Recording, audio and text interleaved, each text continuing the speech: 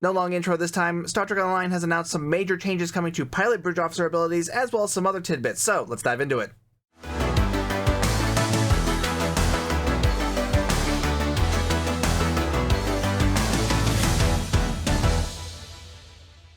Okay, we'll start with the small stuff. Last night on 10-4 Weekly, they announced that the other 3 ships from the Anniversary Bundle are going to be announced this Saturday, which makes sense because the first 2 were announced last Saturday, so we should know the rest of that bundle by this Saturday, and then they'll probably announce like full stats over the course of that week, probably on Tuesday.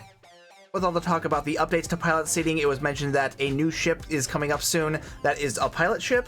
I'm guessing that this is going to be one of the ships in the Anniversary Bundle that has yet to be announced. So yeah, looks like we're getting a new pilot ship very soon. I'm not going to say which one because I don't like to talk about leaked content on the channel, but if you already know what's in the bundle, you probably know which ship it is. In addition to the pilot seating revamp, 2 engineering bridge officer abilities are also getting tweaked. These were also in the vlog announcement, so let's move over to that. Okay, I don't have a lot of time to record this today, so I'm going to try to get through these as quick as possible. Okay, starting off with the engineering abilities, the 2 that are getting changed are emergency power to shields and reverse shield polarity. Basically what they're getting is some immunity to shield drain. This is part of the ongoing effort to try to make shields more relevant in the game. I mean, you've heard me probably countless times at this point about how shields are useless and how hull tanking is everything in terms of tanking. They're trying to change that, and I do appreciate the effort. The specific changes are emergency power to shields, that is getting a shield immunity that is going to be based on the total capacity of shields that you have left. So with emergency power to shields 1, once your shields hit 20%, that's when you get the drain immunity. For 2, it's 35%, and for 3, it's 50%. But for reverse shield polarity, it's just across the board. You get the drain immunity no matter what. This is an interesting change. I'm curious to see how it performs and how it does affect shield tanks. The reverse shield polarity one, that's already kind of interesting because, I mean, that ability is already pretty useful for tank builds, so the fact that they're adding shield drain on top of that, it's kind of nice. I'm looking forward to seeing how this works. Now moving on to the big news, the pilot revamp. Now, this isn't a full specialization revamp like Intel and Command got. The pilot mechanic itself is not getting touched. They are just touching up most of the bridge officer abilities. Alright, we'll start from the beginning. The first one is energy weapons reroute reserves to weapons, which this is the firing mode for the pilot spec. What they've done to this is give it a massive buff to haste. It goes from 20%, 40%, and 60%, depending on the level, to 75%, 150%, and 225% haste buff. That is a lot of haste. To the point where I'm a little worried that that's going to get nerfed, because that is a lot of haste. The way route reserves works is that it will continuously drain your engine power though, and that has also been tweaked. It used to be the drain rate was 8, 6, and 4 depending on the level, but now it is just 8 across the board, which does have me a little concerned because that means your engine power is going to drain much faster with the higher level of the firing mode. And another change they've made is if it reaches 0, the effect of the ability will completely end, but the shared cooldown of the firing mode ability will be reset. Now, this shared cooldown reset thing is interesting, and I like it, but I also kind of don't like it, because it seems to be like they're trying to get you to use more than one firing mode at a time. You know, so once this one expires, your other one, like Beam Overload or something, would instantly reset, and suddenly that would be up, and then, you know, you just kind of flip-flop between the two. An interesting approach. Typically, though, I mean, the way we often set up energy weapon builds now is that we just rely on the one firing mode. You know, that's why extension traits are so valuable. You know, super weapon ingenuity, withering barrage, stuff like that. We try to get the one firing mode to extend so we can keep it up as much as possible. And while you can probably still do that with this, as long as you can keep your engine power up, which frankly is going to be a bit easier for engineers than the other careers, this seems to be more angled toward making you flip-flop between 2 different firing modes. It's kind of an interesting approach. I'm not sure how it's going to be super effective damage-wise, but at the same time, it could be interesting for budget builds, because, I mean, a lot of budget builds, they don't really have the extension traits, mostly because a lot of them are kind of expensive. I think the only one that isn't, like, crazy expensive is Withering Barrage, because, I mean, that comes off of, like, 7 different ships, a number of which have been given away for free. But yeah, but honestly, Pilot could be a new go-to for budget players, because being able to flip-flop between 2 high-level firing modes could potentially eliminate the need for an extension trait, which is kind of interesting. A couple other things worth pointing out on this one. The constant engine drain, that is going to be a damper on Soliton Wave Impeller, which is, widely regarded as the best of the experimental weapons. So that might not mix well with this ability, which honestly, not a bad thing in my opinion. Soliton has been the go-to for experimental weapons for years now. It's going to be nice to be able to experiment with some of the other options. One last thing I want to talk about for this ability is just some things that were talked about in the live stream, particularly how this thing was compared to Beam Overload, which, I mean, not completely inappropriate because they are both single target firing modes for energy weapons, but really it's much easier to compare this to Exceed Rated Limits from the Miracle Worker specialization, because both give you a bunch of haste as their buff to your energy weapons. But this one has now greatly exceeded Exceed Rated Limits, giving you, 225% haste buff. That's huge compared to the 100% that Exceed Rated Limits gets. This was called, I think they called it the hipster Beam Overload during the live stream, and really it was more the hipster Exceed Rated Limits. But now it is the super buff Exceed Rated Limits, which makes me wonder, now where does Exceed Rated Limits sit? Because now, this used to be the crappier version of Exceed Rated Limits, but now Exceed Rated Limits is the crappier version of Reroute Reserves. So what's to be done with that? I'm guessing nothing until when or if Miracle Worker Specialization gets its own revamp like Pilot is getting now. But I do have some thoughts on what to do with Exceed Rated Limits, because both are single target firing modes that give a bunch of haste. And my thinking is to not make Exceed Rated Limits a single target firing mode. Because frankly, all the specialization firing modes are single target modes. And I mean, I've said this before somewhat recently, I'm kind of sick of single target builds. That's why I've been doing so much with Fire at Will and Scatter Volley these days. I'm bored with single target, slowly picking away at enemies one at a time. I don't have the patience for it anymore. But of course the trick there is, if you're going to make Exceed Rated Limits into something that attacks multiple enemies, how do you make sure it doesn't just become a copy of Fire at Will or Scatter Volley? I don't know how to do that, but honestly I do think it's something worth looking into, because right now the identity of that ability isn't significantly different from what Reroute Reserves is. And frankly, before this revamp, both were just inferior to Beam Overload anyway, so yeah, for the sake of Exceed Rated Limits identity, because that's a phrase that kept coming up during the live stream, I think that's something that could be worth exploring. Okay, moving on, because I've spent way longer on Reroute Reserves than I thought I would. So, Clean Getaway, this one's pretty straightforward.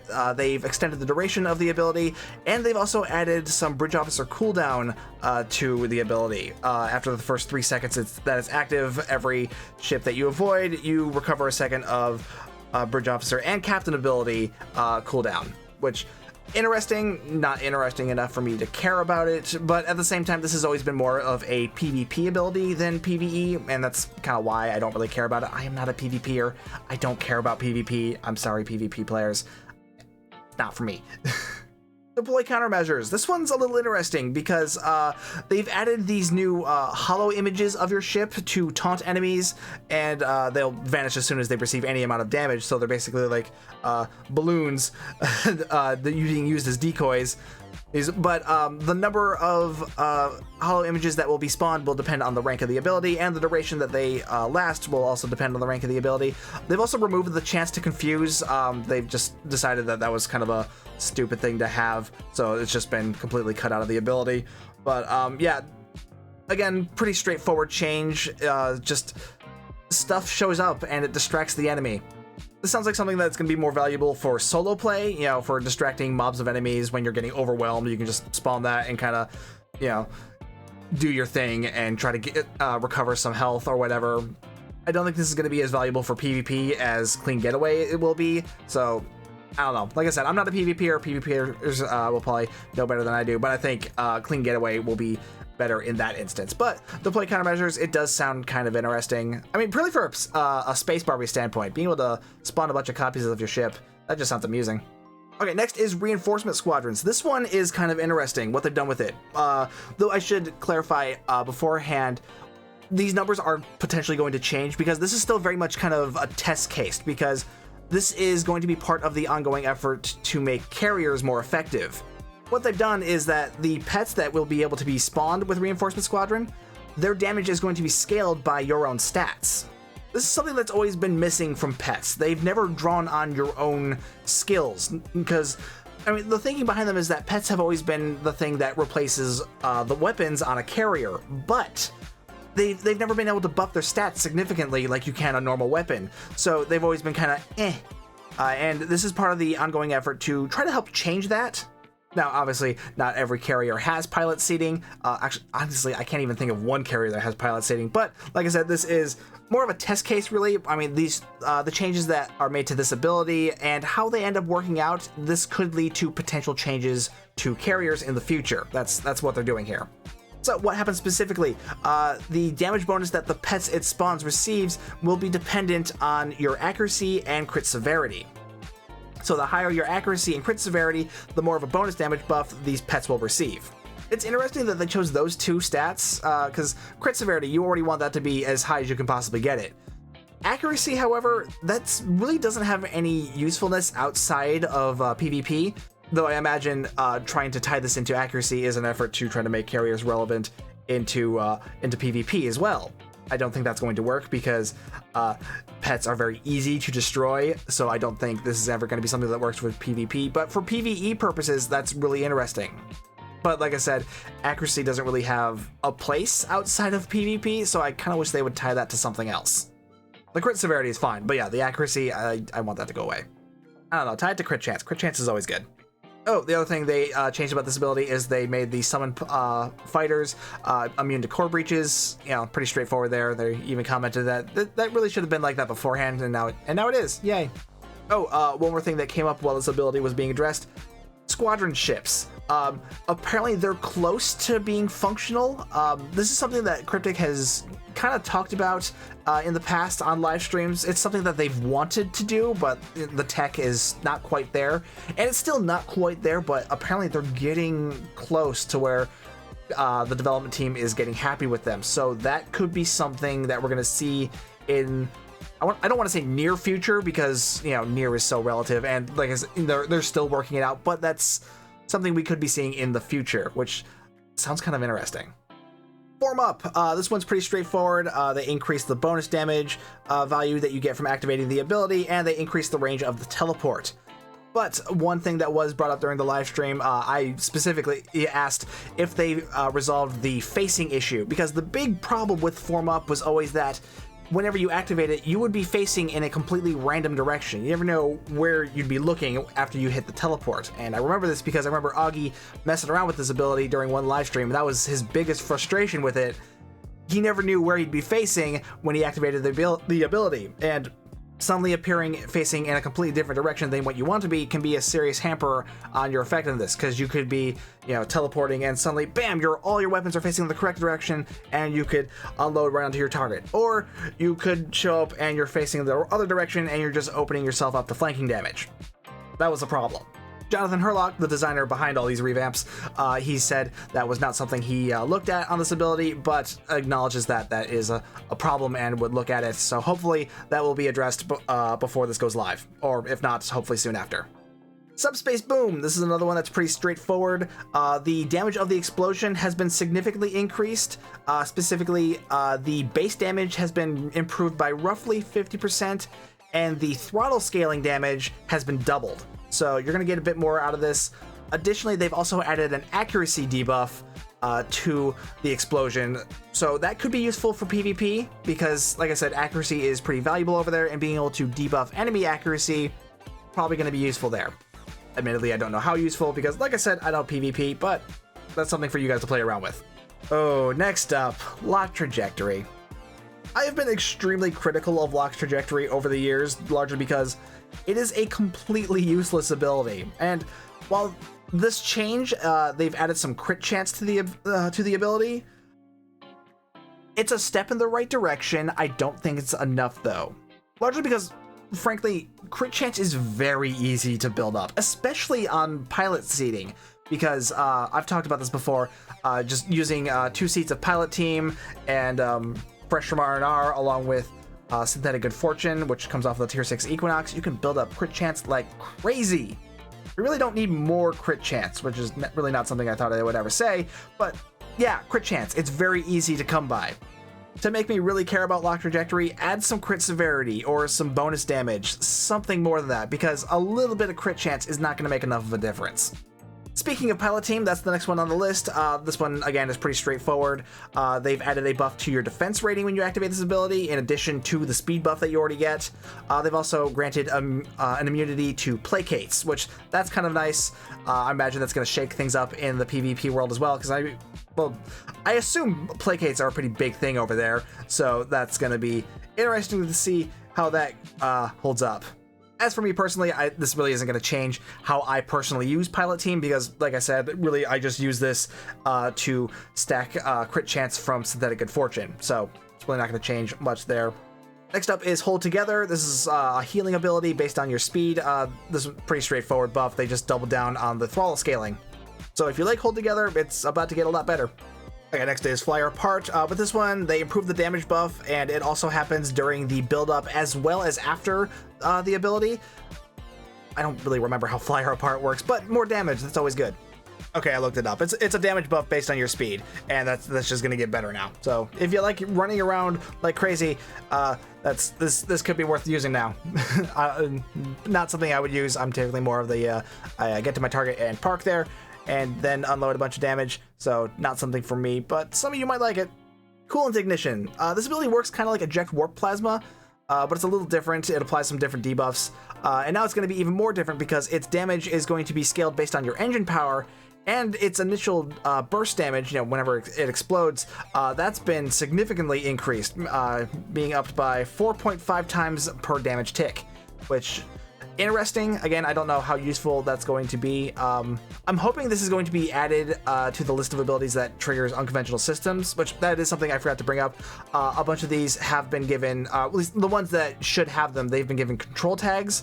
So hopefully at least a few of these will now trigger unconventional systems, which that's kind of a huge thing, because uncon procs are always extremely valuable to have on a build, because, you got to reduce that cooldown of your universal consoles. So yeah, definitely could be interesting, mostly for that sake, but I do like exploding gas. That's always amusing to see. That's a weird thing to say.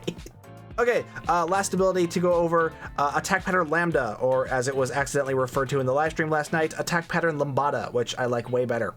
The confuse on the ability now lasts longer. It also applies a placate to enemy foes, but only foes that are non-players. They really seem to be kind of dialing down placates on players just because of just how negative the experience is. Additionally, the cooldown of the ability is going to increase based on the number of targets hit with this ability. Additionally, it also applies to all damage types, not just energy weapons, so I guess now you can use this on the torpedo build if you really want to. And they've also dramatically improved the accuracy and perception buffs at the higher ranks. Which, again, accuracy and perception, really only something you're going to use in PvP, but, I mean, something for the PvP players, yay! But yeah, that is the pilot revamp right there. Some interesting changes. I am looking forward to some of these. Some of them I'm a little hesitant about, like the route reserves to weapons. Could be interesting, could be meh, we'll see. I'm definitely mostly looking forward to reinforcement squadrons, more so for the sake of seeing what it does to affect carriers, because I mean, like I said, I've said this before, I do love my pet builds, but they've never been that great, especially if you don't have superior area denial. So the fact that they're finally working on that, or at least we're finally seeing some of the fruits of that effort, I'm excited. I'm excited for that. Lock Trajectory, like I said, I think it needs more for me to give a crap about it, because it's not a lot of crit chance. It needs some severity or some bonus damage or something, because it's not enough. I'm sorry, it's not enough. Okay, that about wraps it up for the pilot ability changes, but before I end the video, there were a couple other things worth talking about from the live stream. First of all, apparently something worth noticing on the live stream happened. I didn't notice it at first. All I noticed was this. Yeah, something was let slip. Part of Kale's screen showed up on the live stream, and it looked like evidence of possibly of an in-game parser. At least that was the impression I got. Honestly, I really don't care all that much about an in-game parser, but I'm hoping this means that the live server is finally going to get an in-game test map like Tribble has. That's something the live server has always been missing, and frankly, because we've all got our own like third-party parsers, so I've never really cared that much about an in-game parser. It's the test map that we really need. You know, that way we can stop using Infected as our standard DPS mapping map. We could finally use a proper test map, which would be great. So if that's what this is leading to, that's definitely something I am interested in. But yeah, fingers crossed. One last thing I want to talk about before I wrap up is some comments that were made last night on the live stream about engineering captains' abilities, about how there is no weakness in engineering captains. And as someone who has played an engineer for the past 13 years, I have some words on that. I'm not going to do it in this video just because it's going to be long enough. It's going to be its own separate video. But to sum up, engineers have always been the third tier of the career choices. And yeah, I think it needs to be addressed. And I guess you could just contribute it to the fact that I've been maining an engineer for this whole time. But at the same time, it's annoying and I want to talk about it. So yeah, look forward to that. Anyway, what do you think of these upcoming changes to the pilot abilities? I'm certainly pretty interested to see how it turns out. Let me know what you think down in the comments down below. And while you're down there, be sure to hit like and subscribe and hit that bell for notifications. If you'd like to further support the channel, hit the join button to become a member, or hit the super thanks button, or find the link to the merch store in the description of the video. Either way, thank you so much for watching. My name's Stu, and I will see you guys next time.